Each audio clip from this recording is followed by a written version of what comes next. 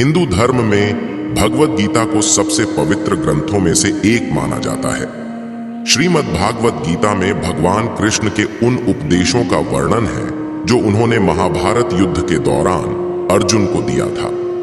गीता में 18 अध्याय और 700 श्लोक हैं, जिनमें धर्म के मार्ग का अनुसरण करते हुए कर्म करने की शिक्षा दी गई है। शास्त्रों के अनुसार भगवत गीता में मनुष्य को अपनी हर समस्या का हल मिल सकता है। माना जाता है कि गीता के बातों का अनुसरण करने से जीवन बदल जाता है और व्यक्ति को हर काम में सफलता मिलती है। इसके साथ ही गीता में सफलता के कुछ मंत्र भी बताए गए हैं, जिन्हें आप जीवन में उतार सकते हैं। गीता कर्म करने और जीवन में आगे बढ़ते रहने की प्रेरणा देती है। ऐसे में आइए जानते हैं गीता के उन रहस्यमयी बातों को जिसे हर मनुष्य को अपने जीवन में उतारनी चाहिए। श्रीमद् भगवत गीता का एक उपदेश यह भी है कि आप अपने किसी भी कार्य को टालें नहीं।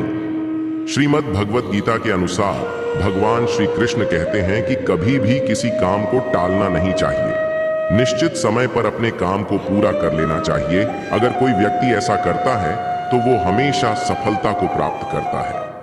वहीं अगर आप हमेशा अपने कर्म को कल के भरोसे छोड़कर उससे भागते रहेंगे तो भी आप जीवन में सफलता हासिल नहीं कर पाएंगे। गीता में कहा गया है कि यदि कोई व्यक्ति का कर्म सही दिशा में हो तो वह बड़ी से बड़ी मुश्किल का सामना भी आसानी से कर लेता है और कभी उसे असफलता मिलेगी नहीं। भगवत गीता में भगवान श्री कृष्ण ने इस बात को स्पष्ट किया है कि हर व्यक्ति की अपनी विशेष क्षमताएं और योग्यताएं होती हैं। उन्होंने कहा है कि जरूरी नहीं कि हर व्यक्ति हर काम में निपुण हो या सभी कार्यों को सही तरीके से कर सके।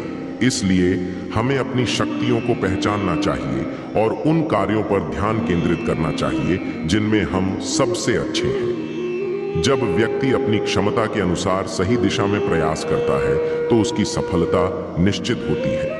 कई बार हम सोचते हैं कि हम कुछ और बनना चाहते थे, लेकिन हमारे जीवन ने हमें कुछ और बना दिया। परंतु भगवान श्री कृष्ण कहते हैं कि जीवन में हम वही कर पाते हैं जिसके लिए हमारा जन्म हुआ है। इसलिए हमें अपनी क्षमताओं को समझकर उसी क्षेत्र में प्रयास करना चाहिए जहां हम उत्कृष्टता प्राप्त कर सकते हैं।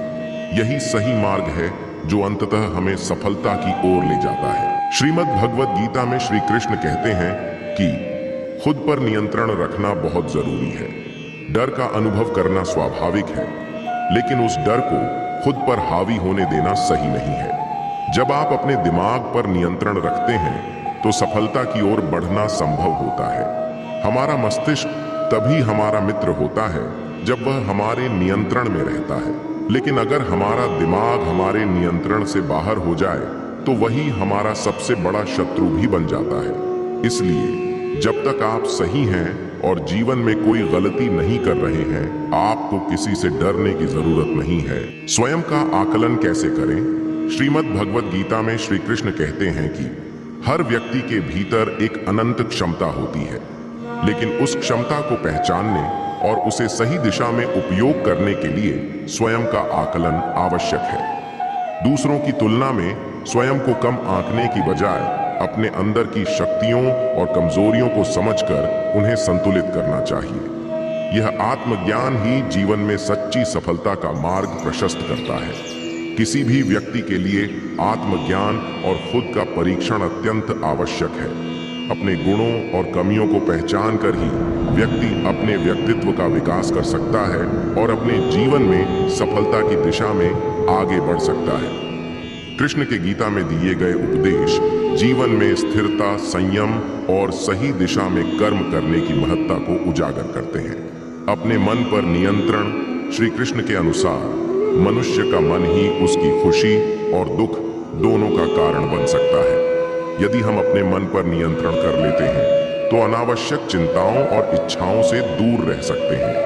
मन पर नियंत्रण हमें हमारे लक्ष्यों की ओर आसानी से आगे बढ़ने में मदद करता है।